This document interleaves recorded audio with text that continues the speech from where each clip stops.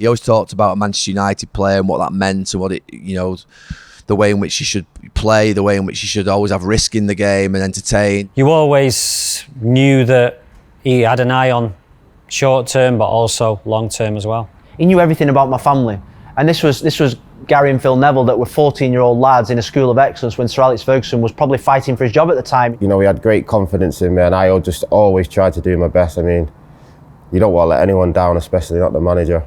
Arriving from Aberdeen in November 1986, Sir Alex oversaw a 20-year period of domination of the English game for Manchester United. Redefining what success meant, he led our club to an incredible 13 league titles, 2 Champions League wins, and as well, of course, plenty of other trophies. We've spoken to the people who know about Sir Alex's reign at the club best, his players who helped deliver the impossible dream, to hear their views on the great man. Let us know what you think about Sir Alex in the comments below.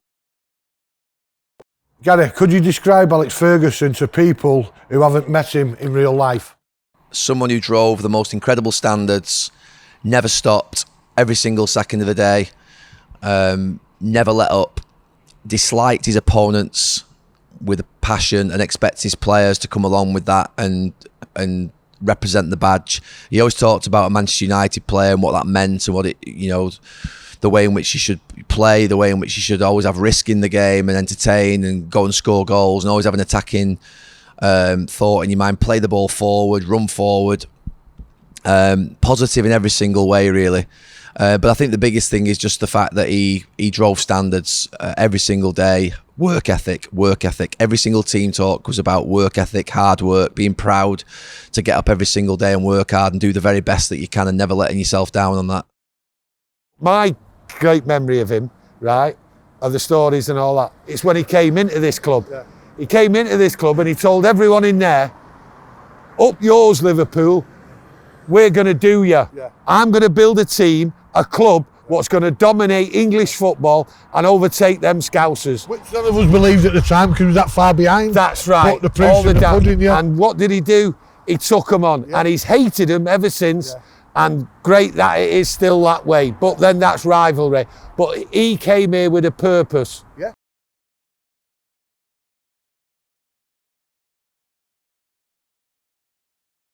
The way that you treat people, the way you speak to people. I never forget when I first got the job with the Lionesses, the first thing I thought was, I want to know everything about every single player. And that's not just the player itself, the family, what the hobbies are, because that's what Sir Alex, I remember being at the Cliff training ground, coming in one night, he went up to my dad and said, "Hey, Mr. Neville, how are you? How's your wife, Jill? I've heard that your family work at Bury Football Club. Oh, you're a good cricketer." He knew everything about my family. And this was Gary and Phil Neville, that were 14-year-old lads in a school of excellence when Sir Alex Ferguson was probably fighting for his job at the time in 1990. So I think the ability to connect with a player was as good as any other person. I'm saying in football and out of football, that I know he knew everything about the player. He connected with that player. And he treated you like you would your son, and he cared for you. And as long as you worked hard, he would always be there for you.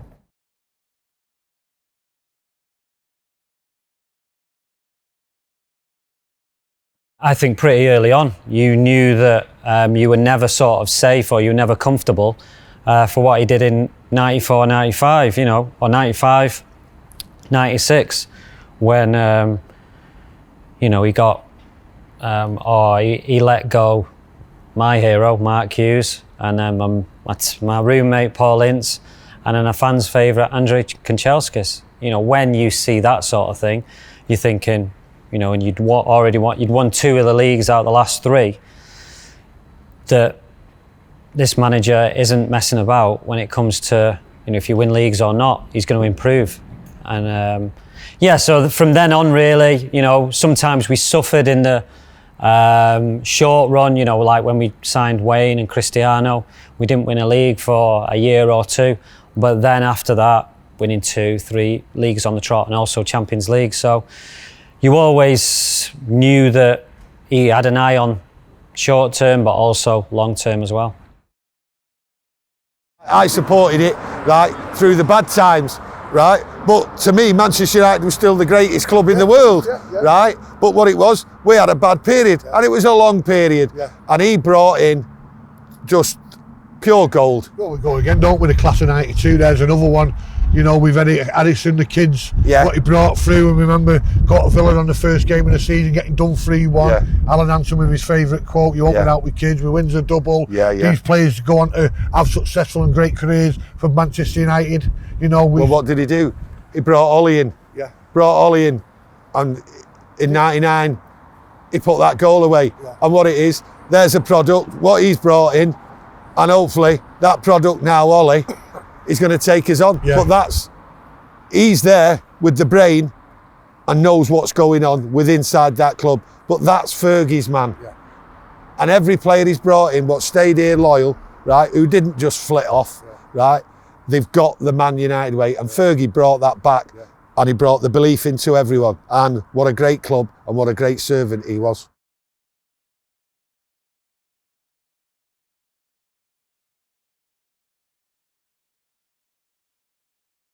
Used to be skinny.